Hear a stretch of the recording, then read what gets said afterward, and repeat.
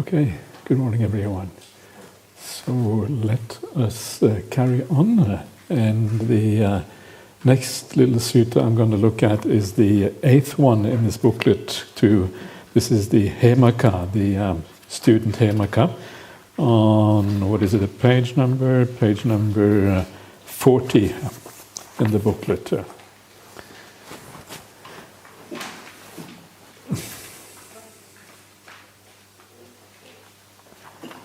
And it's a fairly short little sutta, and so we'll do as we usually do. We'll just read it out and then we'll comment on it afterwards.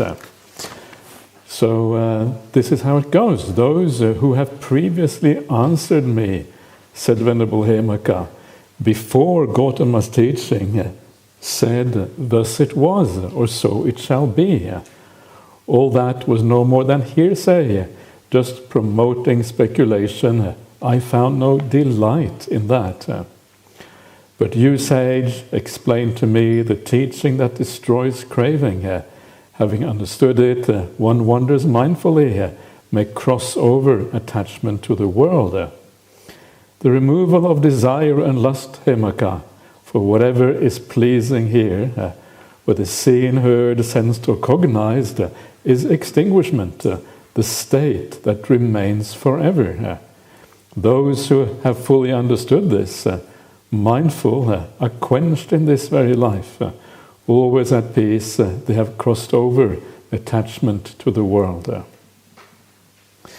So you can see that there is like a similar ideas that are come through these verses again and again. The idea of attachment and desire, and how then to cross over the world by giving up these things. So they are, it kind of makes sense that they are a group of students that live together, because their way of thinking, their way of contemplating things is very, very similar. And so, so it's kind of good in the sense, I suppose, that there aren't too many things, that the Dhamma is not too complex. They may seem sometimes like the Dhamma is very difficult. There are so many aspects to it. But actually, at the end of the day, I think the Dhamma is very easy and very simple. It's about living well. It's about purifying your mind. It's about living with, kindness and integrity. And that's really what it comes down to. It isn't very hard to understand. It is profound, but not hard to understand. So we just have to kind of keep on going deeper, I suppose. So what happens here is that, first of all, Hemaka, he complains about other teachers. Buddha is the best, everyone else is kind of inferior. That's kind of what he's saying here. So those who previously answered me, before he came to Gautama's teaching, they would say, thus it was, so it shall be. Thus it was is like often the origin of things. People often talk about how the world started and how the world kind of got going. This is about thus it was, how things came into being, why things are the way they are now. And this is very often the kind of purpose of religion, is to kind of give us answer to the big questions of life and the big questions of existence. And so the origin of the universe is part of that.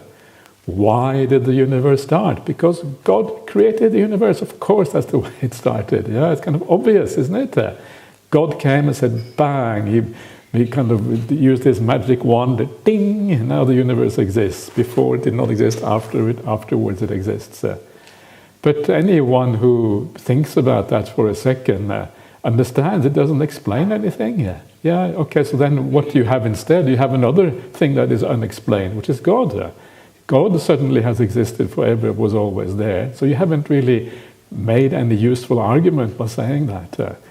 And so people say these things about the past, and they kind of but you realize very quickly that it's not something that makes any sense, or gets you anywhere, or answers any questions, or is based on understanding, or anything like that.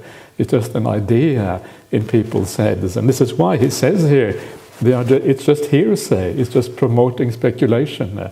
Takka, speculation, thinking, theories, ideas. It is not really a real answer based on any proper understanding of things. So thus it was. It kind of comes through we'll see in a second what it comes through. It arrives through a lineage or through holy books or holy scriptures and all of these kind of things. And it doesn't, it doesn't necessarily, it's not based on anything solid usually. And the same thing about the future. So it shall be. It's often about just prophesizing the future or claiming that you know what's going to happen next.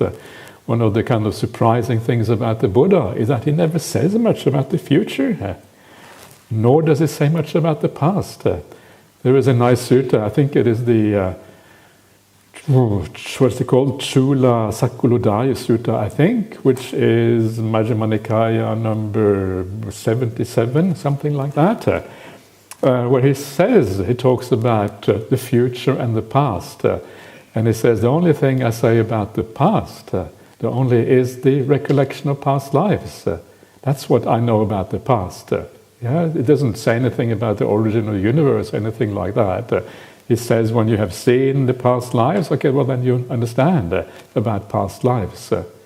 What I say about the future, the Buddha says, is about the laws of karma. So when you understand karma, you understand that actions have consequences, then you can say something about the future. You can say that when you do this bad action, that will always have a bad result. When you do this good action, it will always have a good result. And so you can say something about the future. But it's very general, it's very non-specific, usually, unless there are very clear actions going on. So this is how this is all mostly hearsay and speculation. And because he understood that, he couldn't find any real solid evidence for these things. It is like the holy books of the world. Where do they come from? And very often the claim is that they were written by God or whatever. I personally find that very, very hard to believe. You read the Bible and you think if God wrote this, that was not a very impressive God. To be honest, the content is not very impressive. And how could a God write something like this? It doesn't make any sense. It's far inferior to the Suttas. The Suttas are much more inspiring, interesting, profound, have much more integrity. If I was God, I would feel slandered if someone told you I had written this book. I felt, what? I didn't write that book. Go away. You wrote this yourself, and then you claim I did it. Go away. That's what I would say if there was a God who wrote these kind of things. Anyway, I apologize to anyone who is Christian or whatever because I'm being a bit naughty. But I'm just saying it as I see it, because sometimes I think we have to kind of be honest about these things. Otherwise, we just go around in eternal delusion. So then he says, Hemaka, but you, sage, explain to me the teaching that destroys craving. The idea, something that is understandable here and now, something you can see, because the ending of craving is obviously something you can see for yourself. Having stood that, one wanders mindfully here. One who wanders mindfully may cross over attachment to the world. So you understand the ending of craving, stream entry, then you wander mindfully with that memory, that understanding, and then eventually you cross over attachment to the world as a consequence of that. So these are things you can know, because this is something that happens in your mind. These are events, these are something that you can immediately understand, and so it is different. And of course the point about the Buddha, he reflects that understanding in his conduct. And this is kind of how you can gain some degree of confidence in the Buddha as a consequence of that. So then the Buddha says, the removal of desire and wants, Hemaka, for whatever is pleasing here, whether seen, heard, sensed or cognized, is extinguishment, the state that remains forever. So, first of all, desire and wants. I think the word lust is a bit unfortunate because it's a bit too limited. It's about desire in general. Chanda, raga, both of these words just mean desires, basically. So, the removal of desire and lust is extinguishment. Extinguishment here is nibbana, the state that remains forever. We discussed this yesterday, whether nibbana was permanent or impermanent. So in this case, it is permanent because it goes on forever afterwards. So why is the ending of desire and lust? Why is that such a useful thing? What does it actually mean in practice? And what it means in practice, and this is, I really encourage you to investigate this through your own meditation. It is beautiful when desire and lust goes down. It is very satisfying. If you want to be content, if you want to be satisfied with the way things are, you have to abandon desire and lust. It's the only way to find contentment. Contentment, by definition, is the opposite of desire and lust. Desire and lust is discontentment. It is being apart from where you really want to be. So it's kind of obvious that you have to remove these things. The problem is that very often we think that through desire and lust we will reach a state of contentment in the future. If I desire a lot and I follow those desires, I will acquire some state or some property or some situation or circumstances whereby I will be finally content. But a little bit of reflection makes it quite clear that that is not really true. That is not how life works. It depends a little bit on what you desire. Not all cravings are equally bad. But the cravings of the sensual realm, they are never really satisfying. You're trying to paper over an internal sense of incompleteness, an internal sense of dissatisfaction. Paper that over through external things, through status, through owning, through relationships and all of this kind of stuff. But that inner sense of being incomplete, of not being full in yourself, remains. And these external things, when they disappear, because eventually they will disappear because they are impermanent, will reveal that gap, that hole inside of you. It returns again, and now it is really painful because you papered it over with something. That papering over gets removed because it is impermanent. Nature reclaims it, and suddenly you expose that sense of incompleteness within, and that is what kind of this eternal round, trying to paper it over again and again and again, endlessly moving on, endlessly craving. According to that famous simile in the Potalya Sutta, which I often read out on retreats, whereby you are like a dog going to the butcher shop, and eventually the butcher throws you a bone, but the bone doesn't have any meat on it. There's no sustenance. All it has is a little blood, and you kind of taste the blood, you kind of gnaw on this bone, you get a bit of blood, and your craving becomes even stronger. This poor dog never gets his hunger satisfied. Eventually moves on to the next butcher shop. Next butcher shop does exactly the same, throws you a bone, all you get is the blood. The butchers don't give away any nice meat to a stray dog like you. No. Sorry, I apologize. I can, or like me, or like any one of us. The dog here is a symbol for the human beings, right? That's the point. Moving on and on and on in this way. And eventually that dog is just frustrated and dissatisfied. And then the dog dies. And then comes the really sad part of the story. This is kind of the one where you want to cry, you want to get your kind of tissues out because it's kind of... And this is when that dog then gets reborn. A cute little puppy gets reborn. And then his mum looks after the puppy. And how does she do that? She takes the puppy to the butcher shop. And it starts all over again, going from butcher shop to butcher shop. This is a simile for life. How we never find satisfaction. We always look in the wrong place. Craving doesn't get satisfied that way because the problem is psychological. There's something missing inside, and we need to fill up that psychological hole in a different way. How? By practicing the spiritual path.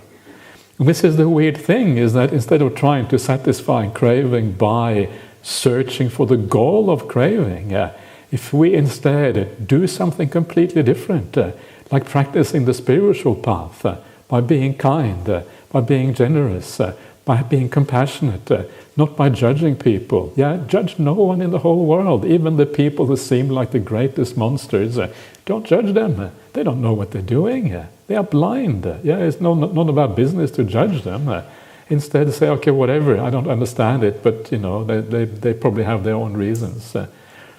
And by doing that, something weird happens. Your desires start to die down. You no longer rely on the external world for contentment and happiness. You find it in a different place. And that hole within, that gap within, that sense of being incomplete, it starts to close up. It starts to disappear. You feel more content in life. And instead of satisfying the craving just starts to evaporate instead. It is no longer important. You don't really crave anymore. And that whole process, it ends with deep meditation. In deep meditation, craving is completely gone. And when craving is completely gone, it's a feeling that you don't have any, it's like life doesn't have any purpose anymore now. There's no more aim, there's nowhere to go anymore, because craving is what drives us forward. Craving is what makes us act in the world. If you have no craving or desires, there's nothing to be done. And so it feels like you have reached the meaning of life. That's what it feels like. There's no purpose anymore. You can sit in the samadhi forever and forever be happy and content. There's nothing more to be done. And that is why this whole spiritual practice actually has the answer to the question of the meaning of life. The answer is that final, complete contentment, where you don't actually need to do anything, because you are fully satisfied where you are right now. It's a weird thing. This is the answer to the meaning of life. That's kind of the weird thing about this. The answer to the meaning of life and the universe and everything, as it says in the famous Hitchhiker's Guide to the Galaxy, it is not external. It is not like the world is going to the omega point, or society, everyone kind of loves each other in society. That would be great, but it's a fantasy. It's never going to happen. The answer is found within, in this way. That's where the answer to the meaning of life is found, within each one of us, not outside. And this kind of makes a lot of sense. So we give up desire and lust in this way. And we don't even give up all desire and wants. There are some desires we keep for a while. The desire to be kind, the desire to do meditation retreats, the desire to live a good life, because that is the desire that leads to the end of the desire. Not all desires are wrong, but eventually those desires calm down. They are subdued. Why? Because they are no longer required. You have found that purpose in life, the meaning of life. And so there's something really extraordinary about these teachings. Who had thought that there was an answer to the question of the meaning of life? But there is an answer. And this is what you find through the practice of these teachings. And that's kind of revolutionary. The meaning of life seems like such an intractable and impossible question, but actually there is an answer, and here is where you find it. So, this is what the Buddha says. So you are extinguished. Now you can understand why it's called extinguished, because you are extinguishing desires. That fire within, the fire of desire, is completely gone. And you come to that state that remains forever. And what does it mean that it remains forever? Well, nibbana, because it is the extinguishment of desire. Desire can never be relit. Once desire is extinguished, that flame is gone forever. It never comes back again. This is what it means that it lasts forever. It also means that you're still alive, and that's a different thing if you're an arahant. But the peace, the quenching, the nibbana, the extinguishment, that is forever. You can never really get those desires back again. So then the Buddha says, those who have fully understood this, mindful, are quenched in this very life. Always at peace, they've crossed over attachment to the world. You are quenched. Abhi Nibbuta or Nibbuto. We have a monk in a monastery called Nibbuto. He's supposed to be quenched. Go and check him out, see if he's quenched or not. it's nice to have these names. Yeah, it's sometimes these names can be really hard to live up to, but they're kind of nice. They remind you of the Dhamma, what the purpose is. So you're quenched, right? It's kind of a nice word, quenched. It's like you're quenching your thirst. Thirst is another word for desire. The Pali word tanha literally means thirst. Yeah, it's a kind of strong kind of desire, strong form of craving. You're quenched. There's no more thirst. There's no more of this thing driving you on. And because you have no thirst, because you have no desire, you're always at peace. Yeah, upasanta is the word for peace here. Actually, we have another monk called Upasamo, which is related to the word upasanta, at peace. So we all have these highfalutin names. So there you are, yeah, because you're always at peace. You wander mindful in the world, having crossed over attachments.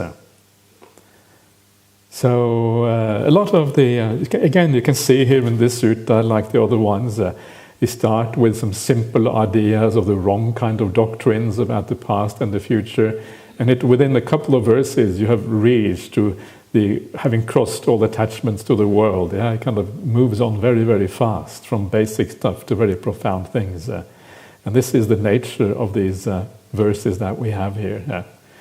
But what I want to talk about now is that I want to talk a little bit more about this idea of what the truth is, avoiding speculation about thus it was in the past, so it shall be in the future, and how we should deal with things. Here we're listening to the Buddha. To what extent should you listen to the Buddha? To what extent should you investigate for yourself? And obviously, we cannot really be hypocritical if we say that you shouldn't believe in other religions. Well, why should you believe in the Dhamma? We have to be consistent. If we're not consistent, then we are kind of getting a bit dodgy. And so we have to apply the same principles to our own teachings as we apply to everything else. Otherwise, we have no integrity. Otherwise, we are not really dealing with these things in an honest way. Sometimes we have to laugh at the Christians, but sometimes we have to laugh at ourselves. Because sometimes we do exactly the same things that people in other religions do. We cling on to things, or we pray to the Buddha, or we believe the Suttas are infallible word of the Buddha. All of these kind of things, just like everyone else.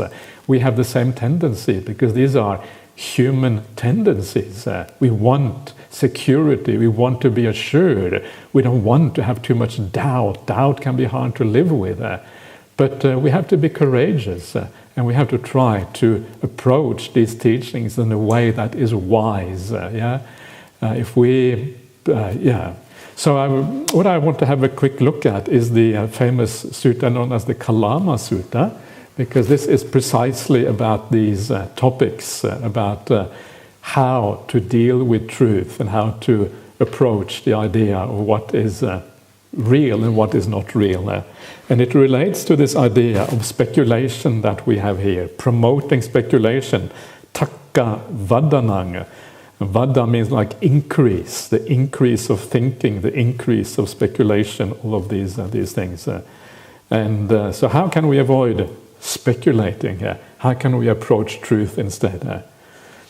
So the so-called Kalama Sutta, also called the Kesamutta Sutta, is found in the Anguttara Nikaya, the numerical discourses, the chapter on threes, number 65 usually, depending a bit on the version of the sutta as you use. And so here we go. This is how it goes. I'm going to be reading out this sutta and comment as I go along, as I usually like to do things. So I have heard. At one time the Buddha was wandering in the land of the Kosalans, together with a large sangha of mendicants, when he arrived at the town of the Kalamas named Kesamutta. Kesamutta, it's a strange word. Mutta means mutta can mean two things. It can mean liberation, or it can mean urine. So you can choose. And kesa means hair of the head, right? So liberated hair of the head. Anyway, whatever. It's a strange name.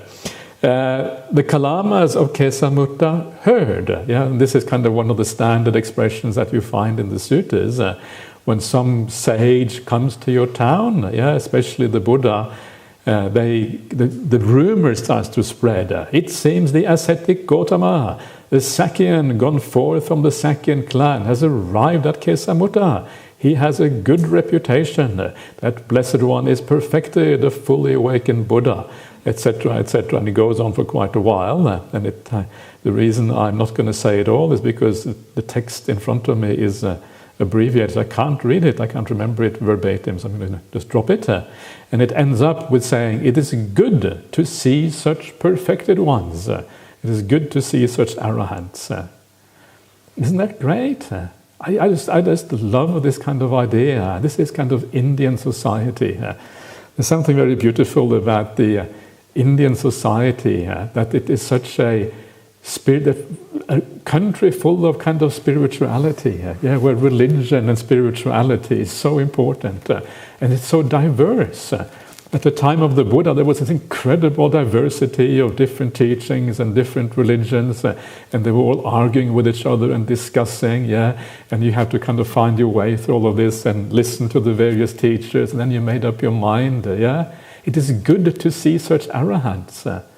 In those days, the word arahant just meant someone who was spiritually famous. It didn't, for the ordinary people, it didn't mean someone who was fully enlightened. It just meant someone who was worthy of listening to.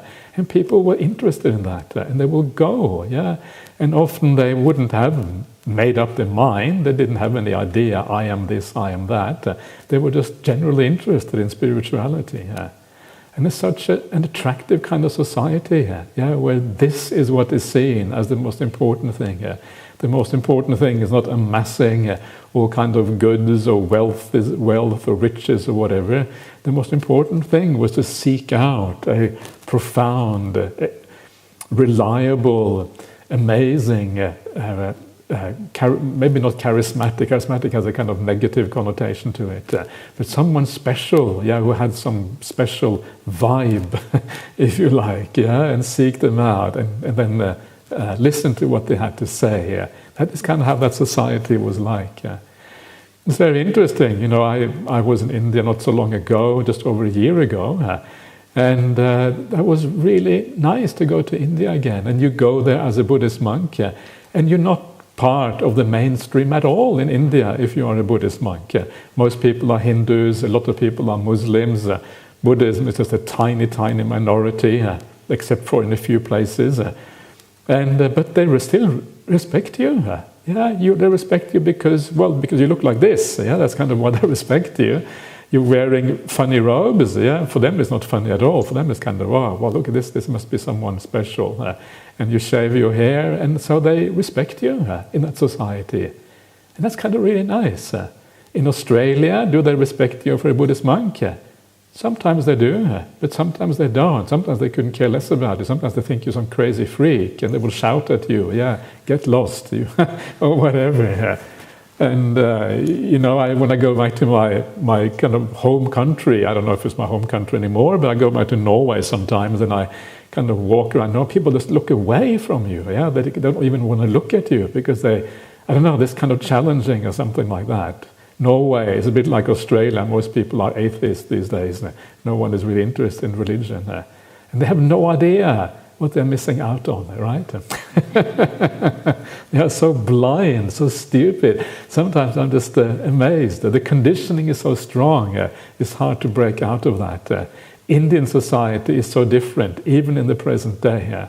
I'm not going to glorify India. There's lots of negative things about India as well. But there are certain things about India that I find really, really attractive and very, very positive from a spiritual point of view. Anyway, so then the Kalamas went up to the Buddha. Before sitting down to one side, some bowed, some exchanged greetings and polite conversation, some held up their joined palms in Anjali towards the Buddha, some announced their name and clan, while some kept silent. Seated to one side, the Kalama said to the Buddha, "There are, sir, some ascetics and Brahmins who come to Kesamutta, They explain and promote only their own doctrine, while they attack, badmouth, disparage, and smear the doctrine of others. Then some other ascetics and Brahmins come to Kesamutta, and they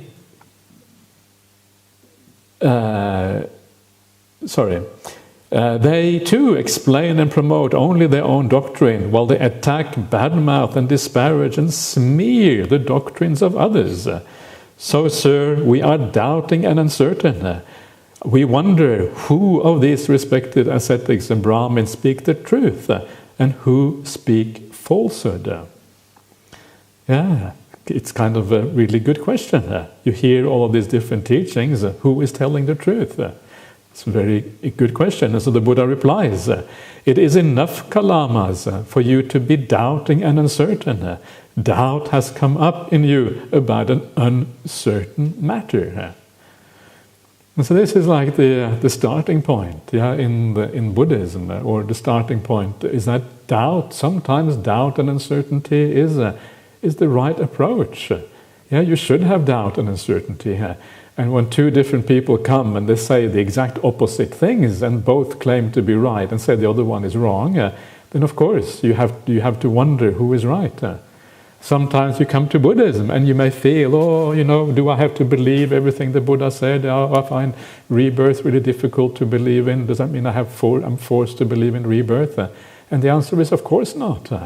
If you force yourself to believe in something, it is like being oppressed by the Buddhist teachings. The Buddhist teachings are not there to be forced onto you. They are given as a way of approaching reality, of thinking about the world. Okay, this is what the Buddha said. Now, assuming that the Buddha really was as extraordinary as it was, well, at least let's take it seriously. Let's investigate it. Let's see if there might be some truth to it. Maybe there is an end of craving. I remember in the early days when I came back to my family, my father, and I was kind of in the a missionary role, trying to kind of convince my parents and family that the Dhamma is everything. Forget about all you ever learned before. It's all nonsense. This is it. Go for it. Believe this, or whatever. And of course, my parents were not too impressed. Having a son who kind of tells them that they've got everything wrong and he has the truth. You can see why they don't like that kind of idea. And for good reasons. And I remember saying to my father that, it's possible to overcome all anger. This is kind of just practice in this way, and then all anger is gone. He said, I don't believe a word of that. That's just nonsense. You cannot overcome anger. That's hardwired into human beings. And I thought later on, he has a point. I can understand why he would think that. He may be wrong ultimately, but actually that is our experience as human beings. Irritation and anger is kind of hardwired into us. It's very rare to find anyone who never gets angry, if you ever find it at all. Usually you don't. And so you can see why people have doubts. And so I realized that my approach to converting my parents was probably wrong. This is not how you make them understand the Dhamma. And it became clear to me after a while that actually the way you make other people understand the Dhamma is by living the teachings, by being kind to my parents, and by doing the right thing by them. And that actually did have a powerful effect. That really was powerful, because they thought, wow, what happened to our rebellious son? He's being kind to us. What's going on? There must be something to the Dhamma after all. That's self-interest is often the best way of promoting something. If someone gets something out of it, then it usually works really well. But we have grounds for doubting things. And if you feel that there are things in the Dhamma that you doubt, you shouldn't suppress that. You should acknowledge it. Of course. You don't know there is rebirth, that's fine. You don't know if it's possible to end craving, that's fine. You don't know if there is such a thing as Nibbana, okay, it's all good. But at the very least, take it seriously. If it is found, if there was a person like the Buddha, and I think there's every reason to think there was, otherwise we wouldn't have all these texts and things. So there was obviously a Buddha. He was obviously a pretty impressive person. So let's take it seriously, and let's see where it gets us. And after a while, you get clarity one way or the other. But doubt and knowledge, Faith and knowledge are two different things. Initially, we have a degree of confidence. That's one thing. Knowing is something else. And the idea of the Buddhist path is to convert that confidence and faith into knowledge. That's really what this path, that's one way of looking at this path. Anyway, so then the Buddha carries on after saying you are doubting about something that is uncertain. Okay, so that's fine. Then he says, please, Kalamas, don't go by oral transmission. Don't go by lineage. Don't go by testament. Don't go by canonical authority. Don't rely on logic. Don't rely on inference. Don't go by reasoned contemplation. Don't go by the acceptance of a view after consideration. Don't go by the appearance of competence. Don't think the ascetic is our respected teacher. But when you know for yourselves these things are unskillful, blameworthy, criticized by sensible people, and when you undertake them, they lead to harm and suffering, then you should give them up. Yeah, so this is kind of pretty radical stuff. Yeah, this is very different from the way religion normally is taught, because all of the things, the whole list there is pretty much taking away most of the grounds for knowing anything. Yeah. Don't go by oral transmission. Well, the oral transmission, that's kind of, in those days, everything was oral transmission. That was kind of saying, well, all the Brahmanical knowledge of the Vedas, all of that is just oral transmission. Don't go by it. Put it to one side. The Dhamma, Buddhist teaching, that was oral transmission in the early days. So don't go by the Dhamma. Wait, what does that mean?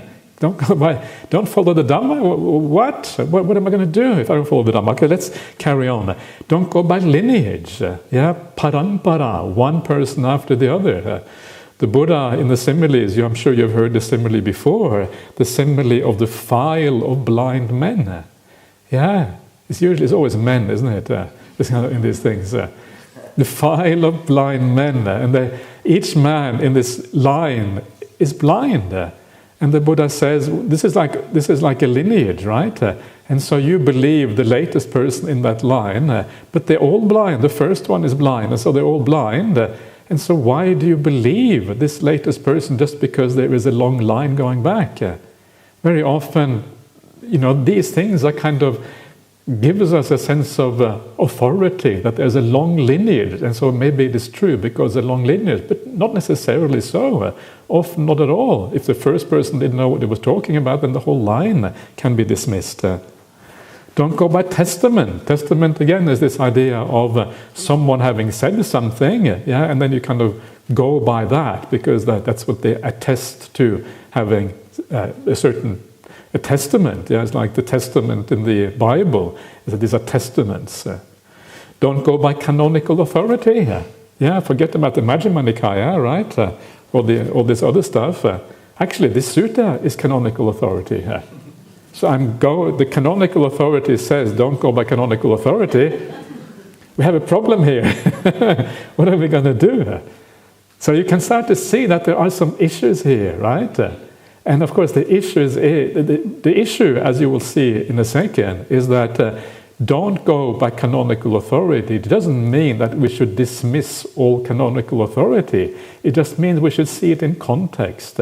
We shouldn't just use that. We should use it appropriately at the right time and the right place. That is what it means. The same thing with lineage, the same thing with oral transmission. We should be circumspect. We shouldn't dismiss it out of hand, nor should we accept it without questioning. This is what the Buddha is talking about here. It's about the middle way here, as so often. Don't rely on logic. Same problem again, of course. We cannot not rely on logic. If you stop relying on logic altogether, then 2 + 2 isn't 4 anymore. And then you have a serious problem, right? Here is 2 oranges, and here is another 2 for you. Now you have 5. What? You're cheating me. This is not, you can't do that kind of business. I don't rely on logic anymore. So that doesn't work, right? And so you can see again the same kind of issue. The issue is that yes, we have to rely on logic, but we also have to understand that logic can be flawed. Logic that is based on the wrong kind of assumption is going to be flawed. And when it comes to profound spiritual teachings, very often the root assumptions are the problem. The root assumptions are wrong. And when the root assumptions are wrong, then the whole logic becomes wrong as well. So it's not that we shouldn't rely on logic, but we should look very carefully if the root assumptions are right or not. And what is that root assumption in the Dhamma, which is often wrong? Well, that root assumption is the assumption that there is a self. And if you assume that there is a self, if there isn't one, then the whole logical system that is built on top of that is going to be like a house of cards and going to be very shaky, and it's not really going to work because some of the cards on the bottom are completely wrong, or whatever. And so there isn't really any structure there that you can rely on at all. And so we need to be logical, but we also need to question the assumptions. And so we can, arrive at a more solid kind of logic, if you like. Don't rely on inference. Inference is again a kind of logic. Reason, contemplation. You contemplate based on reasons, also a kind of logic, same kind of idea. Don't go by the acceptance of a view after consideration. We should consider. Sometimes we should accept views, but we should be careful with our considerations. We should consider in a profound way. Again, looking at our assumptions and all of these kind of things. Don't go by the appearance of competence. Sometimes some people may seem incredibly competent, and sometimes they are. Sometimes they may not be. So we have to be careful. Don't think the ascetic is our respected teacher. Sometimes you have a teacher, and because you have that teacher, you hold on to that teacher, and you take every word they say as gospel truth, when maybe it is not. Sometimes they may be wrong. So it's kind of a bit scary as well, this kind of radical uncertainty. What are you going to hold on to? What are we going to do? And so don't throw it all out willy-nilly and say, I'm going to stand my own ground. I'm going to be independent in the world, because that's also impossible. We need certain things to hold on to. Like we were discussing yesterday, attachments is something you give up gradually. So if initially you may need to hold on to certain things in the Dhamma, the Buddha's enlightenment or whatever, hold on to those things, to some extent. And then when you're ready, you can question a little bit.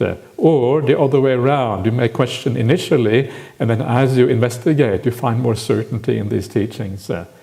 So know what you need, know what you require. Don't kind of go crazy because you're going to give up everything straight away. That's impossible. You can't do that. Hold on to some useful things. So what are those things we can hold on to? And this is kind of the next thing that now comes from the Buddha. After giving up everything, what should we do? And the Buddha says, so when you know for yourself, right, that these things are unskillful, blameworthy, criticized by sensible people, and when you undertake them, they lead to harm and suffering, then you should give them up. And so we know, we have a compass, a moral compass within each one of us. We know basically what is bad. And the very basic idea of what is bad is what is known as the Golden Rule. The Golden Rule is found in all religions around the world. It's found in the Dhamma. I think every religious book in the world has this rule. And you should treat others in the same way you would want other people to treat you. It's a very simple idea, but very profound. How would you like to be treated? Do you want to be cared for? Do you want people to be kind to you? Do you want people to tell you the truth? Do you want people to have compassion for you? Do you want people to understand you? Of course you do. It's terrible not to have this in life. And so you should treat people like that. And very often we don't. We don't treat people in the way that we would like to be treated by others. because we understand ourselves, but we don't understand others, and so we think that they are evil or bad or whatever, and so we think we have the right to judge them, but of course we don't. We don't really understand them. Just like we want to be understood, because we understand our own conditioning, we can see that we are trying our best, but it's difficult. In the same way, we should treat others just like that. So we have this moral compass within us. We know roughly what is right, but not always. Sometimes we don't, and so we need sometimes other ideas as well to decide what is right and what is wrong. And one of those is what sensible people say. What does the Buddha say about morality? And the Buddha will lay down a number of rules and number of he will have a lot of statements about what is moral and what is not, and so we listen to what the Buddha says, we listen to what other sensible people say, we listen to what Ajahn Brahm says. What does Ajahn Brahm say? He says that. Do I believe that? No, that's not true. Okay. or sometimes you do, so again, you don't take it as absolute gospel, but you certainly consider it carefully. So, and then you know whether something leads to harm and suffering, then you should give it up. So what do you think, Kalamas? Does greed come up in the person for their welfare or harm? Harm. Why? Because a greedy individual overcome by greed, they kill living creatures. They steal, they commit adultery, they lie, and they encourage others to do the same. Is that for their lasting harm and suffering? Yes, sir. If you do these things, it leads to lasting harm and suffering. In your clear moments, you know that. But when you're overcome by greed, you lose your clarity and you think that what is wrong is right. Things get turned upside down. You lose your moral compass. And that's one of the reasons why you should only make decisions when your mind is clear, when the defilements are gone. It's one of those very useful guidelines for whenever you want to make a choice in life. Ask yourself, where is your mind at? Is it clear? Are all the biases of defilements and all of these things, are they removed? And if they are gone, then you can make reasonable decisions in your life. So you do all of these things. Here you have commit adultery, which is interesting. It doesn't say sexual misconduct, but commit adultery. Paradarang gacchati literally means something like going to the spouse or wife of others. Literally, so in this case it is adultery. Sometimes we wonder about the definition of sexual misconduct, and here you can see quite clearly that adultery is included because it is not necessarily obvious from that word kame sumichachara.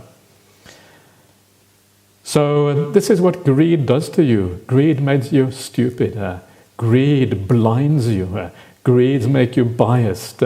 Greed makes you see the world upside down. And this is why it is so important to reduce these defilements on the path. You can only know what is going on. You can only see clearly. You can only have insight. The more these things are reduced, the more that insight kind of emerges. Until you eliminate it completely, and that is when you can have the full insight, because the bias is completely gone. But that is not the only bias. What do you think, Kalamas? Does hate, I don't like the word hate, I would say ill will or anger. Hate is way too strong a word. Does ill will come up in a person for their welfare or harm? Harm, sir. An angry individual overcome by anger kills living beings, steals, commits adultery, lies, and encourages others to do the same.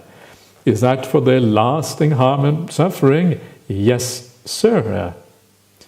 And an important point here, which I didn't mention, is the idea that you encourage others to do the same.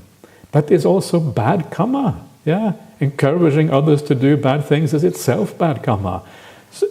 Whereas encouraging others to be kind and to live well is good karma.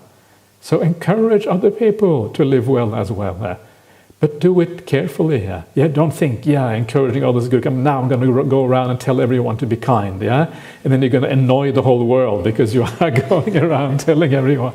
So this is the problem. If we're going to encourage others, you have to do it in a good way, in the right way, at the right time, in the right place, when people are ready to hear, not just willy-nilly because you are going to make good karma or whatever.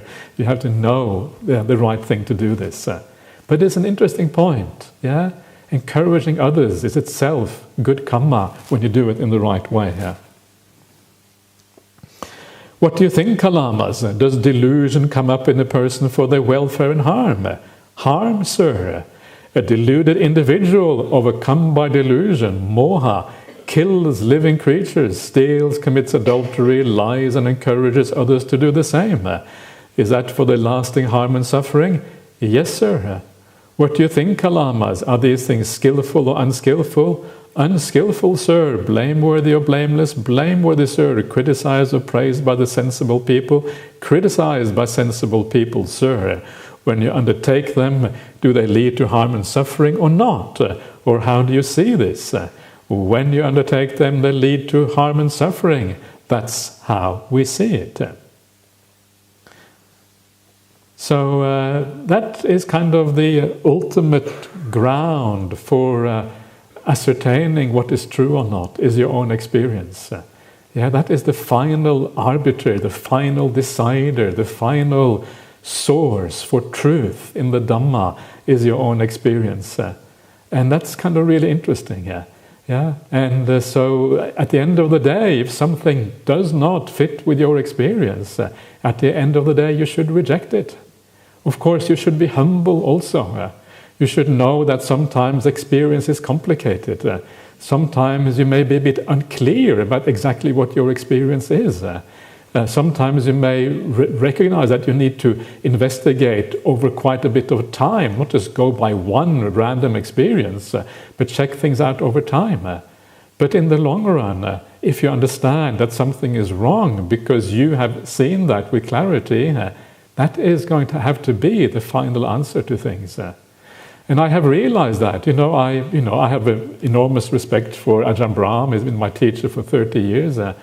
But sometimes I ask him a question, and then I listen, and I think, okay, that's fine, but I don't really understand what he's talking about.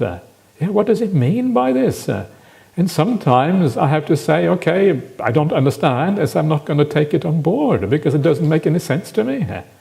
And that is okay, right? Because Ajahn Brahm, I'm not saying that he is lying or not telling the truth, but he may be coming from an angle or a point of view that is kind of just doesn't make any sense to me. And so I still have to reject it in my way. I have to be true to my own understanding of the world. So I take Ajahn Brahm seriously. I take the Buddha seriously, very seriously. But I also try to investigate. And so you bring these things together.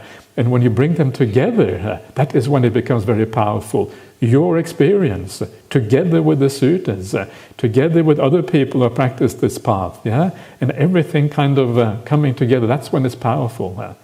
Not just your own experience. If you don't go just by your own experience, you will never break through to something like non-self, because it seems obvious that you have a self.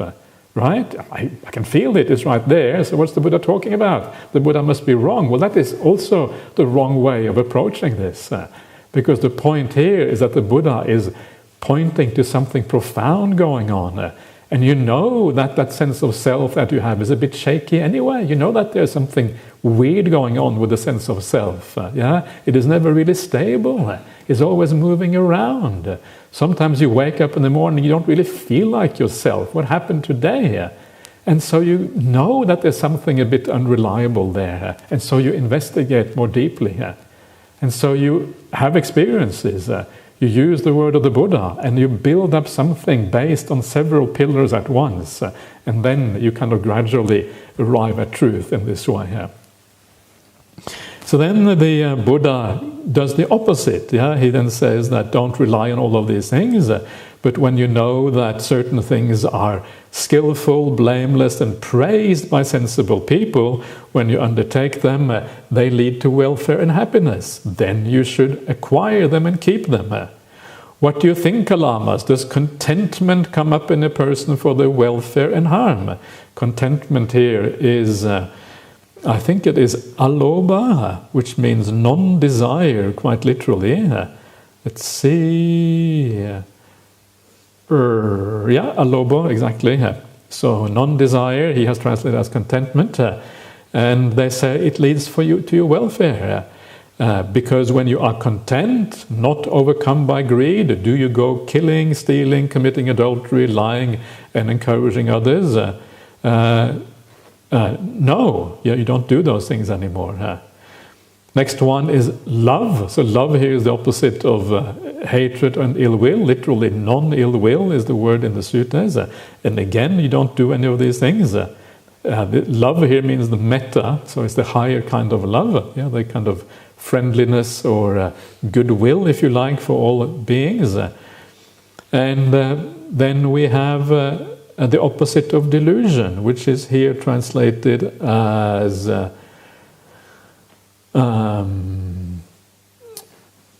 what happened here? Something seems to be missing. Understanding, understanding has the opposite of delusion. Does that come up for... Is that skillful, unskillful? It is skillful, it is blameless, it is praised by sensible people or by wise people, and when you undertake it, it leads to welfare and happiness. And this is what the Buddha says. This is what I said when I said don't go by oral transmission, all of these things, but through your own understanding, especially early on the path. You have to go by your own understanding. Of course, as you practice the path, and as you come to understand the word of the Buddha, you gradually place more confidence and faith in those teachings because they just make a lot of sense. And then even though you haven't experienced something, you are willing to take it on board as a preliminary truth, as a hypothesis to be worked towards, because you recognize that there's something special going on here. And then, having said all of this, then the Buddha goes on. After doing all of these things, now you have established the Kalamas in virtue, overcoming all the unwholesome qualities, building up the wholesome qualities. The next thing the Buddha says is practicing, he talks about practicing the Brahma Viharas. That noble disciple, he says now we use the word noble disciple, one who is practicing in this way, then you meditate, spreading loving kindness, to one direction, the second, the third, and the fourth, above, below, across, and everywhere, all around. A heart full of love to the whole world, abundant, expansive, limitless, free of enmity and ill will. So now you are kind of purifying that virtue to an even deeper level. He's still kind of dealing with virtue. Of course, this is also meditation, but you can see here how virtue and meditation are kind of coming together and being unified in the practice of the Brahma Viharas. So because he has given the teaching of understanding how to find out what is good and what is bad, leading them through this, the natural extension of that teaching is the Brahma Viharas. And by doing this, the Buddha is taking these Kalamas to the very door of awakening itself.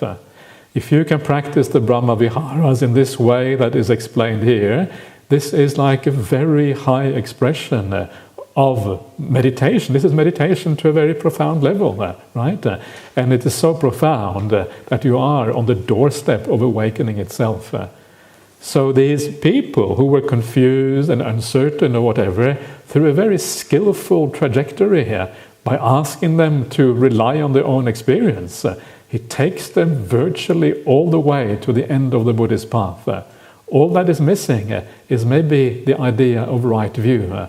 A little bit of right view is a kind of little spark that would then, and you add the petrol of the metta, or whatever you want to call the metta, and then bang, you get the big blast of insight as a consequence. You could argue that the right view is included under understanding here, the opposite of delusion. So maybe the right view is also included. And so it's a beautiful, very beautiful sutta, the idea of the Kalamas. And you can see how by being a skillful teacher like this, you can really bring people around. And then towards the very end of the sutta, the Buddha says to the Kalamas, he says that, he says, and again, this is kind of bringing them back to the idea of not believing anything, but using common sense and using your experience. He says, if there turns out to be no other world, first of all, if it turns out there is another world, in other words, there is a future life, there is rebirth, and good and bad deeds do have a result, then when the body breaks up after death, I will be reborn in a good place, because I've lived well. If it turns out to be no other world, and good and bad deeds don't have results, then in the present life I will keep myself free of enmity and ill will, untroubled and happy. This is the second consolation you have won. So regardless of whether there is rebirth or not, by living well, doing the right thing, you will have a better life as a consequence. So this is how the Buddha kind of turns them around. And of course the Kalamas are very impressed at the end of all of this. Who wouldn't be if you have all of these uncertainties going on? And then you have the Buddha come, and this remarkable being, this extraordinary person with no attachments, no desires, endless love, endless compassion, a peaceful person. You can imagine how powerful it would be. I mean, all of you here have some idea what these things mean. All of you are disciples of Ajahn Brahmali, I guess, to some extent. You know the power of seeing someone with extraordinary qualities. It's very powerful. It draws you in. And of course here the Kalamas, this mixture of meeting the Buddha on the one hand. The Buddha is amazing. It's this extraordinary thing that we have the Buddha as our teacher. Once you get into that idea, it's a very, very powerful and beautiful idea. And it should give you a sense of motivation and a sense of uplift in your meditation practice. And that, combined with these extraordinary teachings, the two together is really dynamite. And then, of course, your own experiences on top of that. So, that is all for this morning. So please carry on enjoying yourself and then have a nice lunch, and we'll meet back again at 3 o'clock this afternoon.